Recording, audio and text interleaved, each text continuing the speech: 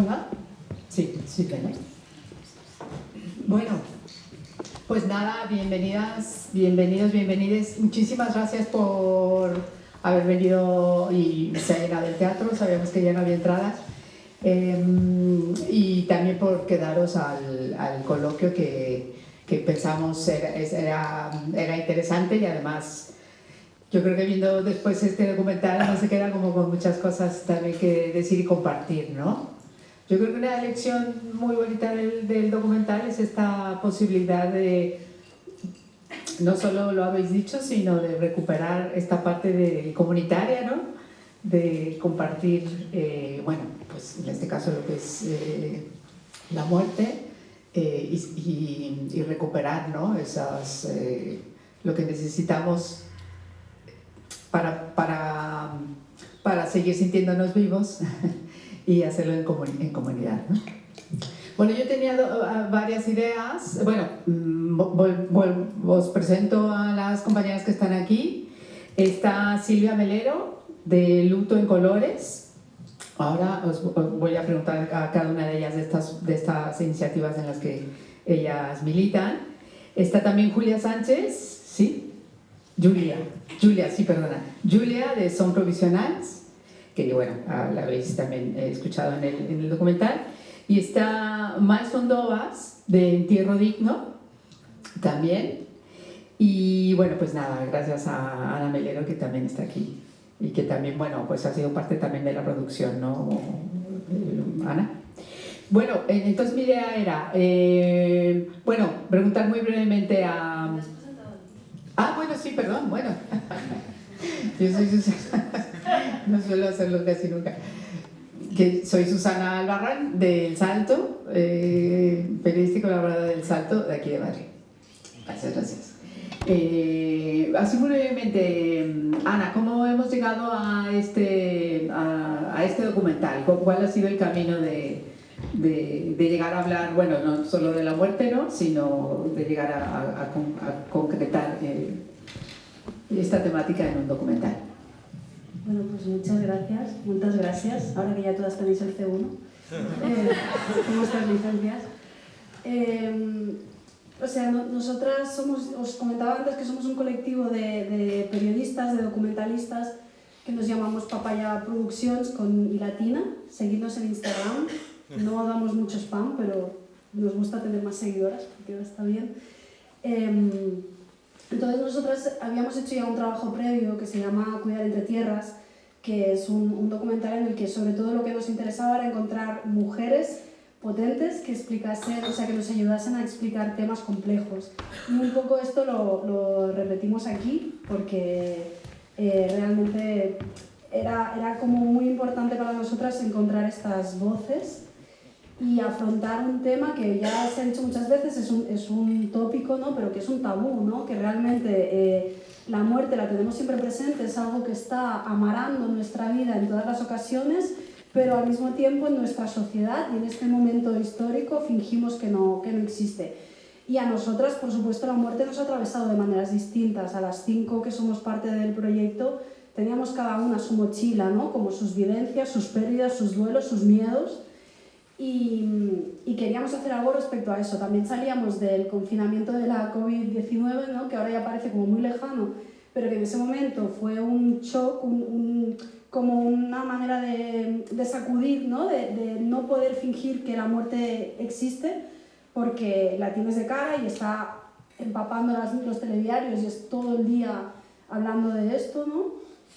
Y queríamos decir, vale, sí, ahora mismo estamos viendo muchas imágenes de ataúdes, está siendo como la normalidad, nos estamos dando cuenta de lo que significa no poder despedirse de alguien a quien has perdido, pero que hay más allá, ¿no? Porque no es solamente que sea este momento excepcional lo que hace que no podamos vivir la muerte de manera digna, ya viene un poco de atrás, ya hemos perdido muchas cosas y lo que dices tú, Julia, ¿no?, este robo que hemos tenido histórico de culturas, de maneras de hacer, de prácticas, incluso de la imaginación. Y a todo esto le queríamos meter pues esta mirada feminista, interseccional, que para nosotras también es importante porque si no las cosas creemos que se quedan explicadas a medias. Y seguimos las historias de las compañeras, pues con Julia contáis desde 2021, estuvimos teniendo varios encuentros y hemos ido a tu casa, hemos ido a un cementerio, hemos ido a muchísimos sitios y contáis también pues lo mismo y después se unió un poco al camino Juliana y Rita. Y sería esto. Y también la parte que nos interesaba, que quizás no sale tanto en los medios, porque hay una industria muy poderosa detrás, que es la parte de la crítica al sector funerario, ¿no? Como todo el negocio que hay detrás y qué conlleva todo esto, que habitualmente en la prensa pues, salen más anuncios y publicidad que no reportajes críticos sobre el sector. Vale, yo voy soltando preguntas y que también quiero guardar también un tiempo para que la gente que se ha quedado también con ganas de hacer preguntas a las compañeras que están aquí, pues también tengamos tiempo, ¿no? O sea, al final, un mensaje clarísimo del documental es que el capitalismo, ¿no? Y todo lo que rodea a la muerte, que es un negocio, bueno, para algunos es un negocio, condiciona, ¿no? Condiciona los duelos, condiciona las maneras en que nos queremos despedir. Y muchas veces, bueno, ya han hablado ahí del tiempo, ¿no? Cómo nos surge, ¿no? Entonces, no sé cómo, si queréis, bueno, no sé, si queréis entrar por ahí. Sí, cómo nos condiciona, ¿no? Bueno, sí, es que estaba pensando que muy amplio, nos condiciona de una manera muy fuerte, ya no solo el tiempo, sino, como decía antes, ¿no? Como el no tener imaginarios de otras maneras de hacer, ¿no? O sea, al final no anticipamos, o la manera de anticipar es pagar un seguro de decesos, pero que es una manera de anticipar en que delegamos totalmente, ¿no? Entonces, pues cuando muere alguien es muy de repente, aunque sea una muerte anunciada, de repente llega así. Entonces, claro, el no tener herramientas, no tener información de a qué funeraria podría ir para hacer esto, que es lo que realmente quiero hacer, pero es que ni siquiera muchas veces nos preguntamos qué es lo que realmente quiero hacer, ¿no? No lo hablamos con nuestro entorno, ¿no? Entonces, claro, el factor del tiempo es un problema. Tenemos solo 2 días desde que una persona muere hasta que se le entierra o se le incinera, pero no sería tan problemático si tuviéramos pensado qué queremos antes, ¿no? O sea, sí es poco tiempo, sí es una mierda, y en muchos países, pues yo que sé, Francia, por decir el que está más al lado, es mucho más tiempo, tiene más de una semana o tal, pero es que es como todo, ¿no? O sea, es el hecho de que no queramos mirarlo y que no lo planifiquemos antes, que hace que luego seamos más vulnerables y que entre el poco tiempo y que las funerarias tienen monopolios o reparten el territorio, te venden los packs, ¿no? No sabemos qué es legal y qué no es legal, etcétera, pues nos la cuelan porque no tenemos o sea, no es un momento en el que nos pongamos a luchar o investigar, ¿no? Y si nos ponemos a luchar e investigar, igual nos queremos ir a la otra funeraria, pero la otra funeraria hace lo mismo, ¿no? Entonces, claro, para hacer algo diferente, pues sí, el modelo funerario está montado de tal manera en que es muy restrictivo y tenemos pocas opciones, pero hay más opciones de las que pensamos, pero no las usamos porque no tenemos ni idea, ¿no? Entonces, como dentro del marco legal que existe ahora, que es una mierda, es de época franquista y súper restrictivo, aún así se pueden hacer muchas cosas y podríamos hacer muchas cosas. Pero entonces tenemos que informarnos y saber qué y planificar un poco. ¿Alguna de vosotras quiere intervenir en ese sentido? Pues justo, nosotros desde Entierro Digno, que es una asociación relativamente nueva, pero sí que lleva muchísimo tiempo el tema de cómo las personas musulmanas o de otras confesiones minoritarias tienen que gestionar y procesar ese momento, específicamente el colectivo musulmano, las personas musulmanas, independientemente de si son muy practicantes o poco practicantes, o si lo tienen por cultura o si es una cosa de tradiciones, ¿no? Muchas veces el ambiente en el que han estado viviendo ha sido como muy marginal respecto al resto de la sociedad, por lo cual tampoco te preguntas si los espacios públicos también me pertenecen a mí como minoría. Entonces, eso te lleva a que tampoco preguntes si realmente hay un servicio específico, si se van a respetar tus creencias o tu forma de transitar, por ese momento. Y eso significa que tampoco las empresas funerarias hacen un esfuerzo por hacerse explicar o llegar a esos colectivos, porque si total están obligados a gestionar ese momento independientemente de si yo se lo pongo fácil o difícil, y al final van a venir, van a tocar mi puerta, les voy a ofrecer un paquete cerrado y lo tienen que aceptar, ¿no? Y cuando son funerarias públicas, como es en el caso del Ayuntamiento de Madrid, incluso hay veces que se atreven, dependiendo del grado de conocimiento de la persona que está informándose, se pueden atrever incluso a decir que claro, que los enterramientos musulmanes no forman parte de la ley. Y dices, pero ¿en base a qué o cuándo te he pedido que yo, que el servicio que me vayas a dar, pues transgreda lo legal o cualquier cosa, ¿no? Entonces, son como capas de vulnerabilidad a las que se van sometiendo las personas, que les van como haciendo notar que dentro de su dolor son nadie. Entonces, es muy difícil que a partir de allí reclamen o expongan o compartan esa situación, porque es tan humillante que es como suficiente con no haber pasado por ella y el duelo se hace pues interminable, ¿no? Y luego también el hecho cultural. Hay una parte, y yo no lo niego, dentro del colectivo musulmán, y supongo que en el cristiano también, pero como no soy cristiano pues tampoco os lo podría decir, que está como relacionando la muerte como el final, y un final como muy tortuoso, muy no sé qué. Entonces es como, no me apetece hablar de eso, no me apetece aproximarme a ese momento final del tener que exponerme a mis acciones, entonces es como todo muy sumido en una oscuridad en la que, pues sinceramente, no te apetece decirle a tu pareja o a tu familia, oye, yo cuando muera quiero que sea de esta forma, o tratarme de esta cosa, o vestirme de esta forma, o no sé, me encantaría invitar a estas personas que se juntasen en mi despedida, ¿no? Son cuestiones que podrían ser de lo más natural del mundo, pero como ya vienes con un tran como muy oscuro que te hace olvidarte de ese momento lo máximo posible, pues haces que ese regalo envenenado que le dejas a tu familia pues esté lleno de incógnitas. ¿Cómo tratamos a esta persona ahora mismo? ¿Cuándo la despedimos? ¿Cómo la despedimos? ¿Era muy creyente? ¿Era poco creyente? ¿Hubiera querido que se enterrase de esta forma? ¿Realmente? Entonces, son todos como muchas hipótesis que la familia tiene que superar en ese momento, si tiene familia. Ahora, si es una persona migrante, pues es el entorno quien tiene que poner de su parte para entender, a partir de cómo era esa persona, cómo va a ser su final. Y eso, pues, independientemente de los tiempos, que tampoco juegan a favor, pues generan un vacío existencial muy importante. Bueno, pues sumándome un poco, ¿no? Y recogiendo lo que decían. Bueno, primero quiero daros la enhorabuena por el documental. Yo pude verlo con subtítulos, o sea que antes de hoy. Y gracias por contar conmigo y con Luto en Colores. Y quiero contar una pequeña cosita, porque cuando nació Luto en Colores aquí en Madrid, en 2014, después de la muerte por suicidio de mi hermana, primer año, las primeras jornadas las hicimos aquí, y me había contactado Thais, ¿no? Después de lo sucedido también con Pablo, y bueno, habíamos hablado y le invitamos a venir a Madrid. Las primeras jornadas de Luto en Colores ya se tejió como ese vínculo con Thais, con la base, ¿no? que fue muy bonito, y las siguientes jornadas, al siguiente año, fuimos a la base a hacerlas allí, y gracias a Thais tejimos también el conocer el vínculo con Son Provisionals, con otro compañero, ¿no? en ese momento.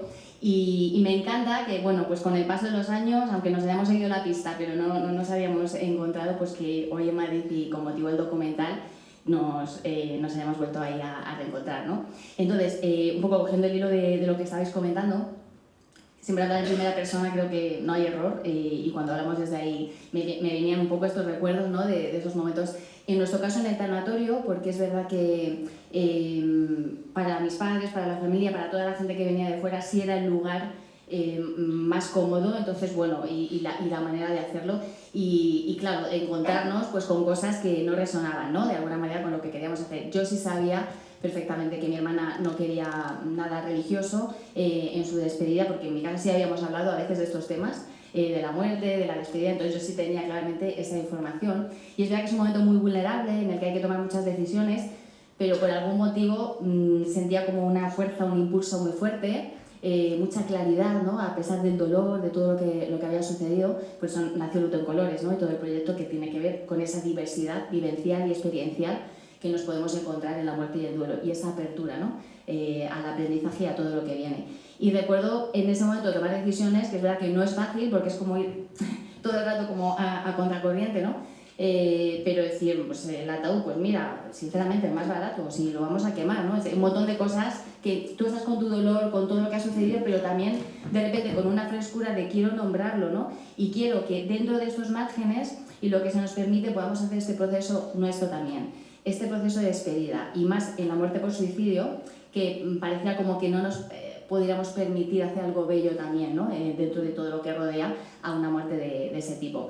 Y era hasta todo el rato diciendo, hemos pedido un ataúd sin símbolos religiosos, y llega el ataúd con la tapa y con los símbolos religiosos, y pedir, no, lo quitamos, no va a ser así, o encontrar dentro pues un montón de cosas que, ojo, que yo no siga una religión no significa que no sea espiritual, en mi caso sí lo soy, lo era antes de la muerte de mi hermana, pero mi espiritualidad vivía de otra manera, desde otro lugar, desde otras conexiones y de un camino propio, ¿no? También. Entonces, desde el respeto absoluto a que cada persona, por supuesto, pueda despedir a sus seres queridos como quiera, pero el poder también hacer algo bonito, ¿no? y compartido sin necesidad de tener como esas imposiciones que también sé. Y con los años y tejiendo también cada más vínculos con más personas, que dentro, por supuesto, del ámbito de los sanatorios y de las funerarias hay personas que también tienen una sensibilidad en la que quieren introducir cambios y cambiar cosas, y es cierto que aunque sea sutil y sea lento, pero sí se están abriendo también otros espacios y otras maneras de hacer, ¿no? Entonces, bueno, me venían esos recuerdos de tener que estar diciendo no, o que quieren misa, no, lo vamos a hacer nosotros. Pues no había un espacio sin símbolos religiosos, pero bueno, pues en la capilla lo vamos a hacer, pero lo vamos a hacer nosotros, vamos a hablar los familiares, las amigas, quien quiera participar, y tuve que decir como 5 veces, ¿no? Cada vez que venían a ofrecernos, ya he expresado que no queremos. Entonces recuerdo todo eso, pero al final sí poder adueñarnos de ese espacio, hacer una despedida propia, bonita, hermosa también, emotiva, en la que las personas salieron también diciendo, ha sido muy duro, lo que ha sucedido, pero salimos también con paz y con amor en el corazón, ¿no? Y creo que es importante, porque ahí iniciamos el proceso del duelo, también en la despedida, ¿no? Y aunque no lo hayamos podido hacer, luego hay maneras de poder colocar también la forma de despedirnos, o de ritualizar, o de hacer como cada persona quiera, más tarde, en encuentros con amigos, con familiares, por supuesto, poder tejer esa despedida aunque no se haya podido hacer en el momento. Gracias. Resulta muy interesante lo que también el documental, que me saltó así mucho, fue esto de lo que se entiende por entierro comunitario, ¿no? A la administración, ¿no? O a las administraciones, y lo que sería un entierro en comunidad, ¿no? Entonces, o sea, es que me explotó la cabeza, ¿no? Porque cuando la compañera colombiana, ¿no? En toda su situación, nada más, que también es un elemento clave, ¿no? De la gente que no tiene, bueno, que está en situación irregular, administrativa irregular, pues no tiene la posibilidad ni siquiera de poder hacerlo, pues y bueno, ya que además había una muerte violenta sin respuesta, ¿no? Pero lo de eso, ¿no? El entierro comunitario y en comunidad. Entonces, a mí eso no sé si algo también les resuena a ustedes. Yo la primera vez que había oído que se le llamaba entierro comunitario ha sido en este comentario, porque en general lo he escuchado más haciendo referencia a entierros subvencionados, servicios funerarios por beneficencia, pero bueno, pues supongo que en cada sitio lo llaman diferente, pero vaya que, bueno, por comentar que a veces en SOP Provisional muchas veces, bueno, cuando abrimos espacios, talleres, muchas veces nos preguntan, ¿no? Teniendo en cuenta que todo es tan caro y qué pasa con la gente que no puede pagar, ¿no? Y es una opción real deseable, ¿no? Como pedir servicios funerarios subvencionados, ¿no? Y no, absolutamente no, ¿no? Porque vulnera totalmente los derechos de despedida, porque son servicios que bueno, es que ya lo dicen, ¿no? Pero le doy énfasis porque es que es realmente grave, porque solo cubre pues, el trasladar el cuerpo al tanatorio y del tanatorio al cementerio. El cementerio está durante 2 años en un agujero sin placa y luego a la fosa común. O sea, ni el nombre de la placa, ¿no? O sea, es absolutamente deshumanizante y no cuida a las personas que se despiden, porque no tienen ni velatorio, no tienen ni ceremonia, no tienen ni un lugar al que ir donde haya el nombre de la persona querida, ¿no? Entonces es bastante grave. Y también es bastante grave que cada ayuntamiento tiene margen de cubrir más o menos y normalmente no se hace. Entonces, como que también aquí habría que como poner, ¿no? Como para las próximas elecciones que sea un tema funerario, ¿no? y que se mojen y que se comprometan. Y por otra parte, comentabas como el tema de lo comunitario en el despedirse, es que sería un oxímoron hablar de despedidas sin hablar de... O sea, es que son comunitarias, tienen que ser comunitarias, es que por definición son comunitarias. Te despides de alguien que muere, nos despedimos de alguien que muere. Es que esto es pura comunidad, es que no... Entonces todo lo que restrinja eso es control social y es una manera de desactivarnos también y de joder, es que todo está hecho de un engranaje tan absolutamente alienante que ni siquiera cuando se muere alguien puedo desgarrarme la ropa en el cementerio, o sea, en el cementerio, en la funeraria.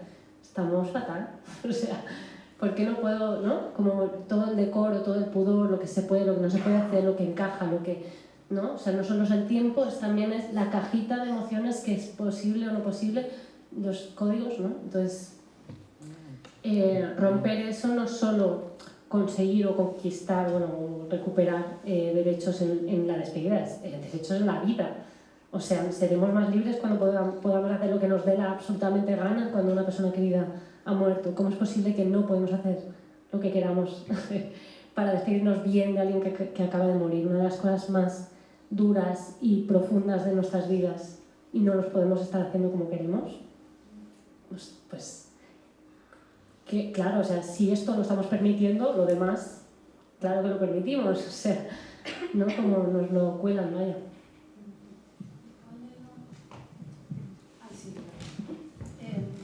Sí, que también con los funerales de beneficencia, que también es como una evidencia total de la necropolítica, ¿no? O sea, como de la facilidad con la que el capitalismo y el Estado, que presuntamente nos vende la idea de que está para garantizar la vida, primero que siempre hay etiquetas de qué vidas merecen ser vividas, salvadas y cuáles no, pero que además es como o sea, es una representación absoluta de esta parte de la población que se ha decidido que no vale, su vida no vale y por tanto su muerte tampoco vale, y eso es súper cruel, pero que lo vemos cada día o sea, que igual que el margen para que se puedan implicar en las funerarias de los ayuntamientos, también no habría el margen para evitar el sinhogarismo, ¿no? Y recientemente en Barcelona ha habido una muerte por violencia institucional de una persona que estaba en situación de sinhogarismo en el Parc de la Ciutadella, que para quien no lo sepa está al lado del Parlamento de Cataluña, o sea que en el mismo sitio donde la gente se reúne a decidir leyes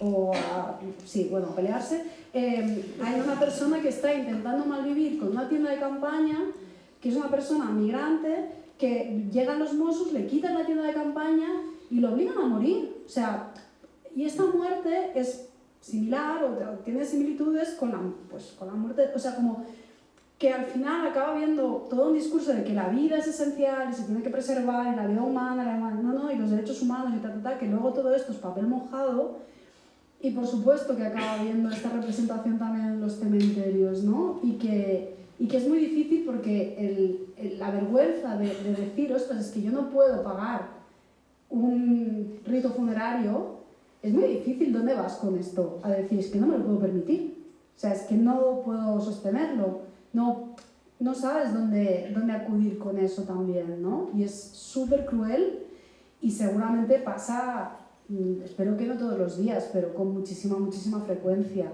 Y está muy ligado una cosa con la otra, ¿no? Como qué vidas ya directamente son desechables para el sistema y cómo lo hace también incluso al final de la muerte ya ni siquiera tiene la dignidad de permitir un mínimo recuerdo, ¿no? A estas vidas. Si me permitís, una de las cosas que nosotros también hemos observado en los diferentes casos que nos llegan, más allá de que pues evidentemente no existe información, evidentemente las personas que te tienen que atender están como en plan, pues yo qué sé, qué quieres que te haga, cómo quieres que te atienda, como un desapego, ¿no? Como yo también necesito terminar esto cuanto antes, así que hagámoslo fácil, ¿no?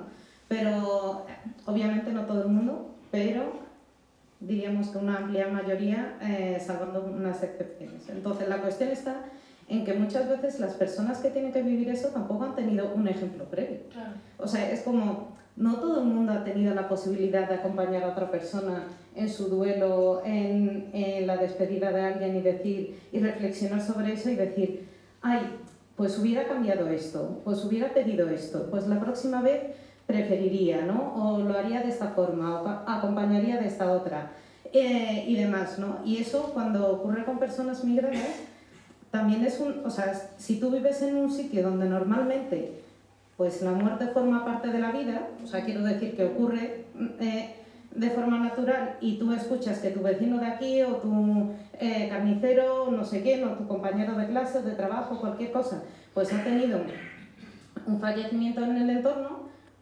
sabes más o menos cuáles han sido los rituales que se han seguido, cuáles han sido los patrones, qué garantías se han seguido, pero cuando tú no has tenido eso porque hay una ruptura, es muy difícil que tengas un ejemplo que seguir. Es muy difícil que tú entiendas qué es derecho y qué es lo que le llaman capricho, lo estoy haciendo como favor, ¿no? Entonces eso hace que muchísimas personas tampoco se sientan, no sé, amparadas en ese momento para legitimarse y decir, no, es que esto lo tengo yo por derecho. No es una cosa que me estás regalando, no es un favor que me estás haciendo, no es un trato de favor, no es que es por tu caridad, ni porque eres buena persona, ni porque eres un buen profesional. Es el mínimo que me tienes que garantizar como persona. Y luego que tampoco hay un seguimiento de decir, oye, estas personas las hemos atendido bien, ¿están contentas? ¿Están satisfechas?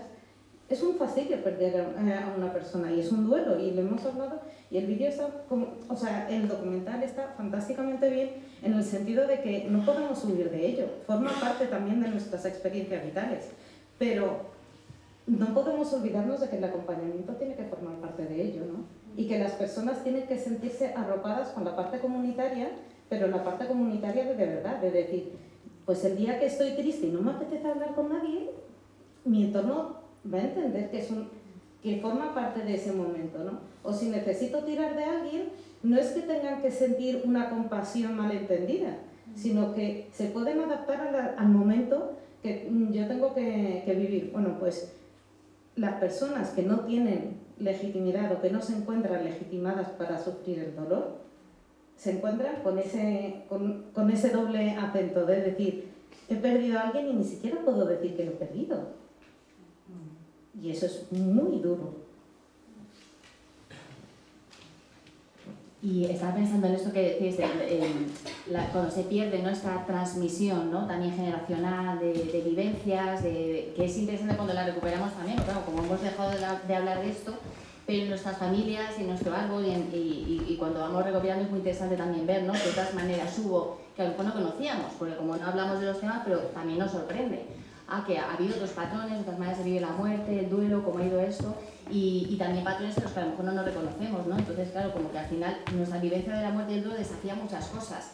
Es decir, del árbol habrá cosas con las que yo me identifique y me sirven, y entonces, bueno, pues tiro de ellas en mi proceso de duelo, y habrá otras con las que yo ya no me identifico, y para eso estamos también, ¿no?, para generar otras formas, ¿no?, que estén muy conectadas como a la honestidad de cada vivencia, ¿no? Porque es verdad que muchas veces, y personas en duelo, son muchos años acompañando también a personas en duelo, en talleres o en sesión individual, y hay algo que nos cuesta mucho, y es como el presuponer que si no hacemos las cosas de determinada manera, o siguiendo según qué patrones que están en el inconsciente colectivo, ¿no? Porque aunque pensemos que no, claro que pesan, y tienen muchísimo peso, y ciertos temas, sobre todo mucho más en las mujeres que en los hombres también, pero mucho más en el tema de mujeres, con el tema de los cuidados, con el tema de volverse a enamorar si has perdido a la pareja, o si tienes hijos y de repente pues en tu duelo a ti te ayuda, sí, quedar con tus amigas, salir a tomar algo, irte a bailar, porque la música te ayuda también en tu proceso, ¿no?, emocional, porque el dolor no es una enfermedad, es un proceso natural. Y de repente esos cuestionamientos, ese miedo al juicio externo, eso que vivimos, yo por lo menos lo tengo en mi patrón familiar y en mi sistema, ¿no?, de del luto en los pueblos, en el mundo rural. Hay una manera maravillosa de relacionarse también con la muerte, en la naturaleza, en la conexión con los animales y en lo que se veía, pero también esos patrones heredados, que yo me acuerdo de mi abuela, ¿no? Cuando me contaba mucho esto, pues a ellas vestías de negro, no podías salir de casa, pero ella me decía, no, pero los hombres se ponían un brazalete negro aquí y podían ir a la plaza y podían seguir haciendo su vida, pero no podíamos salir, ¿no?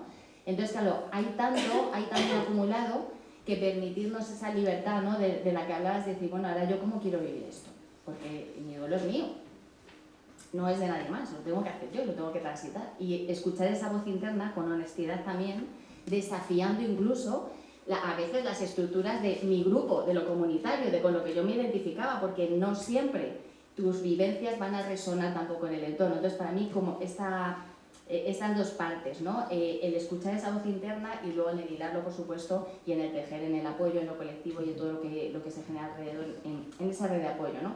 Pero que es muy interesante cómo internamente también tenemos que darnos permiso para desafiar ciertas cosas que se esperan del duelo, porque a lo mejor no nos vienen así, ¿no? Dadas. Y lo más seguro es que ningún entierro debiera ser igual, ¿no? Me parece que estamos todos informados de que tiene que ser precisamente por cómo está organizado, digamos, el sistema, ¿no?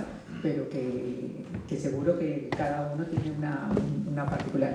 Antes, incluso, bueno, me gustaría que cada una nos contara un poquito qué hace vuestro colectivo, porque lo sepa la gente que igual no os conoce, y después dar paso a lo mejor a preguntitas del público. ¿De entierro digno?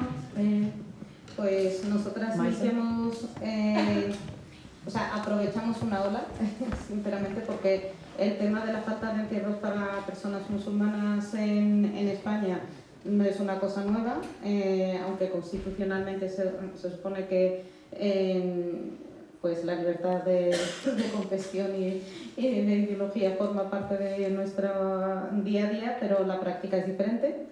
Y eso significa que las leyes no han terminado de desarrollar qué significa que vivamos en una sociedad plural, diversa y demás, ¿no?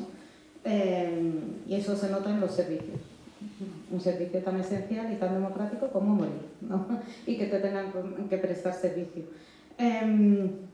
Atender en ese momento y acompañarte en encontrar un sitio donde descansar y que tu familia te pueda ir a recordar cada cierto tiempo.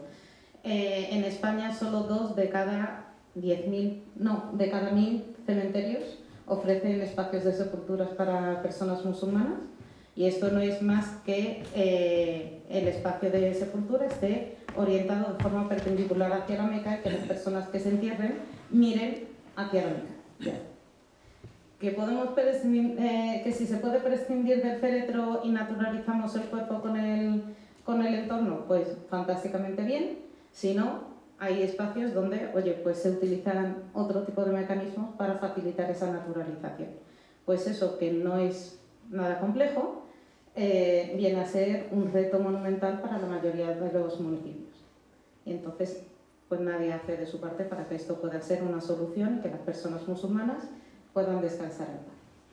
En 2022 se llevó al Ayuntamiento de Madrid, y disculpadme que me retrotraiga a eso, yo en ese momento era concejala por el Grupo Más Madrid, entonces defendimos que la empresa funeraria, que es pública, dejara de excluir a las personas musulmanas en el servicio que presta a sus vecinos y vecinas.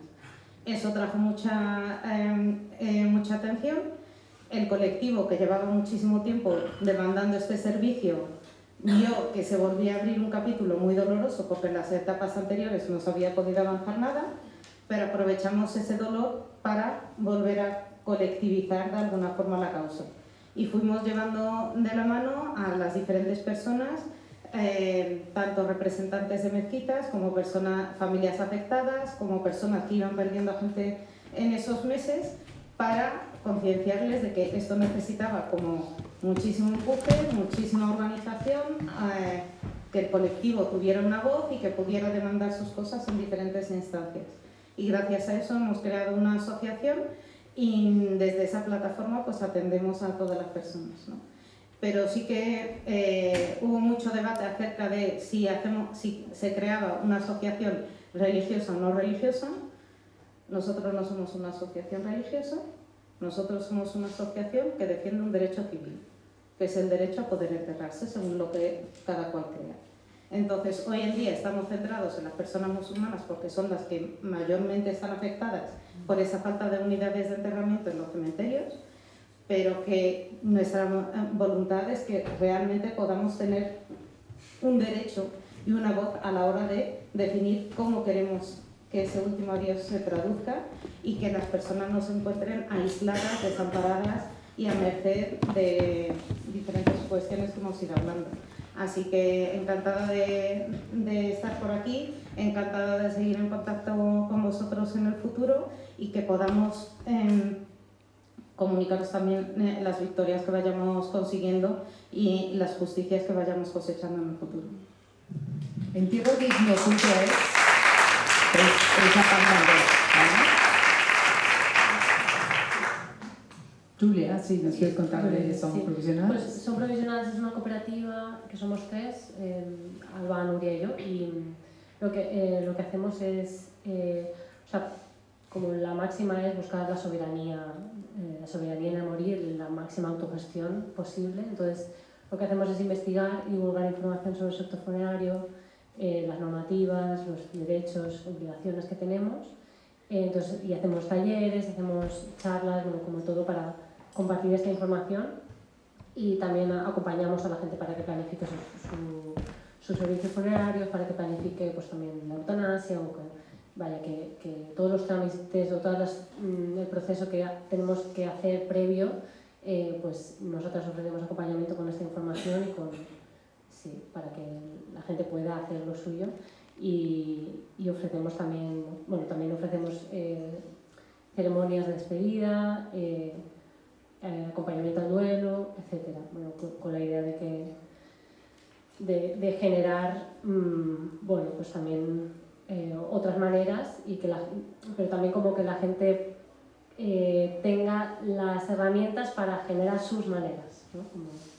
Y depender, con la idea de depender lo mínimo posible de las funerarias, y paralelamente a eso también hacemos incidencia política para, igual en un futuro, ojalá, pues conseguir que los servicios funerarios sean públicos y que dentro de los servicios funerarios públicos de calidad pues también haya la máxima posibilidad de que cada cual decida cómo lo quiere hacer.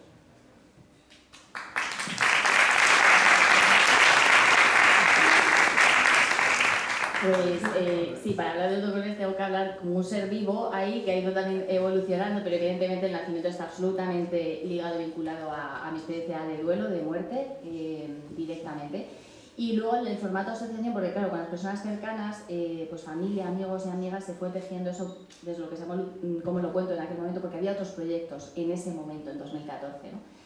Y luego es muy interesante también ver cómo vas escuchando, cómo puede ser esto más útil, cómo puede servir, ¿no? Porque a veces tenemos como unas ideas y luego las cosas evolucionan por otro lado, ¿no? Y resulta que el Protocolo se convirtió como en un espacio para abrir ventanas de aire fresco, para inspirar que fueran haciendo otras cosas, porque cuando yo salía a dar charlas o hacer talleres, de repente pues va a un lugar, un municipio, un pueblo o una ciudad y decían, es que aquí no hay nada. No hay nada, no ya lo del duelo por suicidio, ¿no? Sino del duelo, de la muerte, y siempre me acuerdo de esos momentos de decir, bueno, con que dos personas que os encontréis hoy queráis crear algo, pero algo desde lo informal, que es que a veces parece que todo tiene que ser como muy la asociación, la estructura, los temas administrativos, ¿no?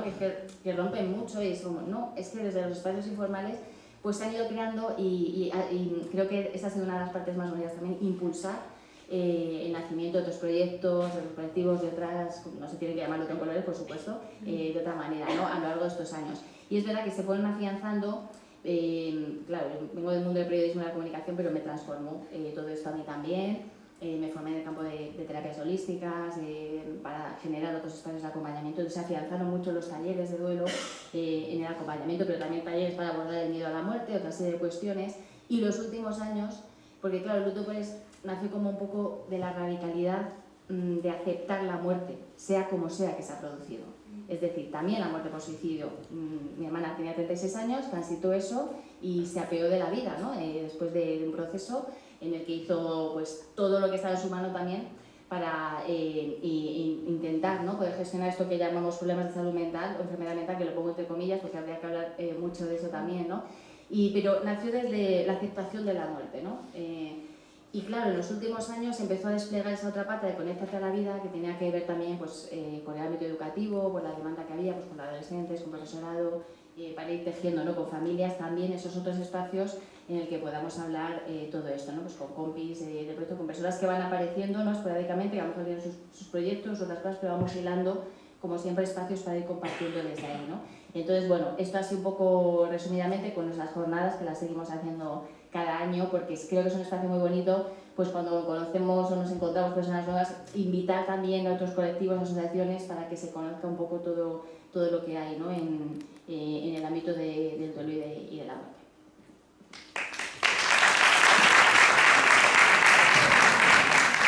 Muchas gracias. Si alguien del público tiene una pregunta, algo que compartir también sobre el documental. Yo nada, me ha encantado el documental, no sabía muy bien qué venía a ver y hay cosas que me las he perdido, lo reconozco, porque mi dominio del catalán es nulo, pero se entiende más de lo que yo pensaba. Eso me alegra mucho. Y luego solo quería apuntar algo, porque este tema yo si me enrollara, bueno, no. Mis padres, yo mismo, pero bueno, mis padres donaron su cuerpo a la ciencia, digamos, a la Facultad de Medicina de la Autónoma. Mi padre tuvo una enfermedad que es hereditaria, también la tengo yo, riñones poliquísticos, estuve esperando un trasplante, entonces le interesó mucho donar su cuerpo para que se pudiera investigar su enfermedad y lo que fuera. Y a mí, luego mi madre hizo lo mismo, yo espero todavía que tarden en hacerlo, pero lo que me es muy curioso es que es algo que es gratuito. Hay que tener cuidado también porque luego los de la Complutense hacen ese desastre de dejar ahí los... Con lo cual, pero la gente no está concienciada en absoluto. No sé si... aunque luego a los 5 años, si quieres, tú recuperas el cuerpo. Antes era gratuito y ahora tienes que pagar como si fuera un entierro normal. Puedes recuperar el cuerpo si quieres, ¿no? Pero normalmente no hay donantes de clase media, hay muy pocos, la mayoría son los mendigos y la gente que se encuentra en sepultura, ¿no? Y a mí me parece también un tema interesante porque me parece generoso, porque si no las facultades de medicina necesitan trabajar con cadáveres. Y bueno, y era un poco apuntar esa otra posibilidad que no tiene ningún éxito, que tiene muy poco éxito. Sí. ¿Allá arriba? Sí. ¿Quieres el micro? Sí, no.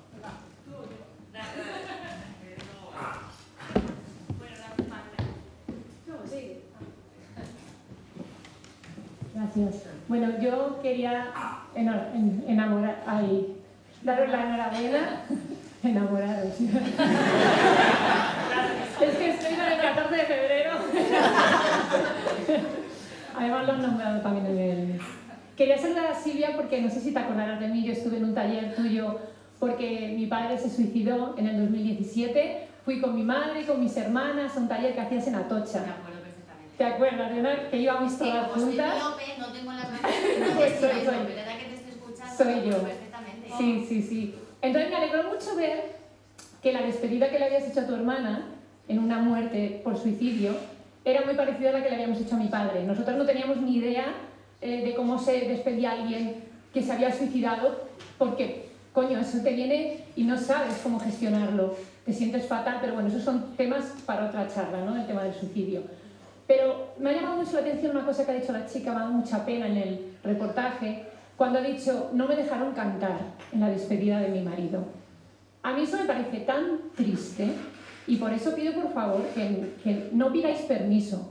O sea, yo cuando mi padre murió, teníamos a mi padre ahí en el ataúd, mi padre se comía la vida a bocados y nos vimos mis hermanos y yo y dijimos, a papá no podemos despedirlo así. Sin pedir permiso, nos trajimos un radiocassette y pusimos música de los Beatles ininterrumpidamente los 2 días que estuvimos allí.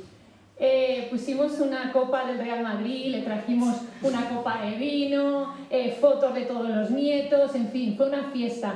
hasta en mi pueblo se celebra la fiesta de moros y cristianos en Alicante, hasta le pusimos un chaleco de marroquí al Cristo crucificado, o sea, que mis tías catequistas decían, ¿qué estáis haciendo, por Dios, esto qué es? Pero era porque mi padre era de las fiestas de moros y cristianos, era un enamorado, y ahí tenía que estar mi padre. Entonces, no pides permiso, porque probablemente si hubiéramos pedido permiso nos hubieran dicho, ni hablar, aquí no se puede poner a los Beatles, no puede sonar música. En el entierro, o sea, en la ceremonia, mi padre se dedicó a decirnos uno por uno la canción que quería que le cantásemos, pero sin decirnos que los otros hermanos también le estaba diciendo otra. Entonces, delante del ataúd de mi padre, yo le dije a mis hermanos, bueno, ahora cuando lo bajen a papá hay que cantarle Let It Be. Y me dice el otro, no, había dicho Hey Jude. y salta la hermana, no, quería que le cantásemos la canción de Fireball y El Nuevo Mundo, una película de no sé qué. O sea que en ese momento, si yo le llego a decir al cura, señor cura, cuando termine usted de hablar, ¿podemos mis hermanos cantarles a mi padre, a cantarle como si fuera esto un musical? Me hubiera dicho que no. Entonces, ¿qué hicimos? Pues cuando terminó el cura, me levanté yo, cogí el micro y empecé ahí a cantar y tal. Entonces, no os quedéis con la sensación de esta chica de decir, joder, no me dejaron cantar a mi marido. Hacedlo. O sea, no pidáis permiso. Porque probablemente en estos sitios nos van a decir siempre que no. Ojalá haya sitios que nos digan siempre que sí, pero no os quedéis nunca con esa sensación de no lo he hecho porque no me han dejado o no me van a dejar. Hacedlo. Porque es la manera de despedirlos y se cierra un círculo muy bonito, yo creo así. Y nada, era simplemente eso. Gracias.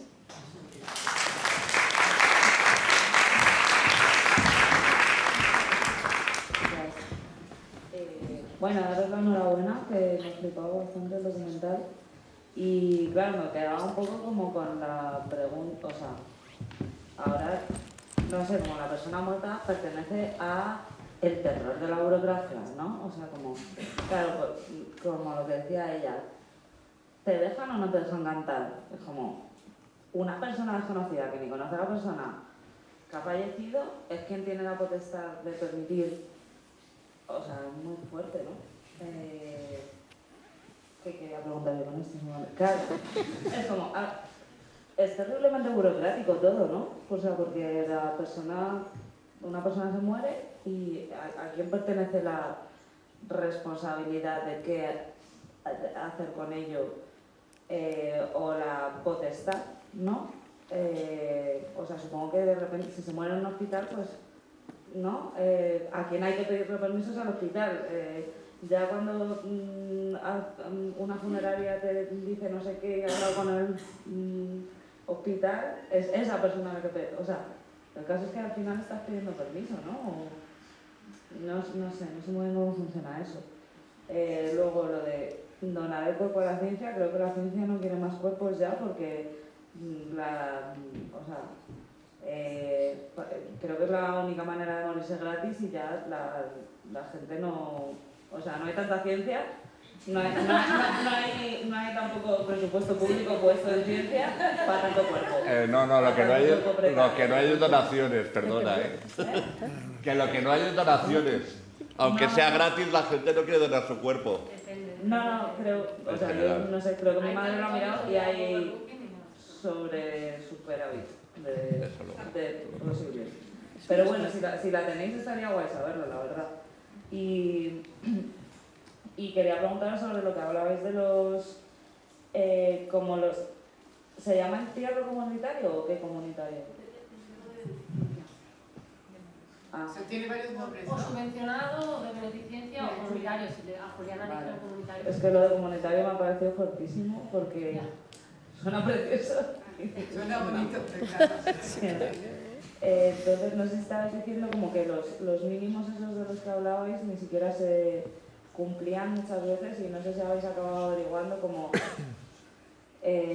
eso, de quién es el muerto, de quién es la muerta. Esto es responsabilidad más de autonomías, de estados, porque al final será de derechos humanos, pero el caso es que es una gestión que necesita unos presupuestos, ¿no? Y de que como quién realmente si tú no puedes o no deseas poner dinero en eso, al final no me he enterado tan bien cómo funciona y si son esos mínimos que habéis dicho los que a veces no se cumplen o algo más.